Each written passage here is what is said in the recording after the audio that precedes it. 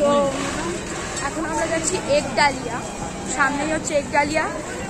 এখন কিন্তু খুবই ফাঁকা, যেটা আমরা ভেবেছিলাম একদম এক্সপেক্টেড নট, কারণ আজ হিসাবে চতুর্থী 7ই অক্টোবর, সামনেই হচ্ছে একডালিয়া, যার এবারে কি মানে আমরা সামনেই দেখতে পাচ্ছি পুরীর জগন্নাথ মন্দির। আশা করছি অনেকেই জানো, তো একবার দেখাই কিরম হচ্ছে। সো এখানে লুকগুলো যাচ্ছে এইভাবে, আর এই হচ্ছে সেই বহু প্রতীক্ষিত একডালিয়া পুজো সমিতির পুজো মণ্ডপ, যার এবারে থিম পুরী বা উড়িষ্যার জগন্নাথ মন্দির। তো সেটাই আমরা এখন দেখাচ্ছি।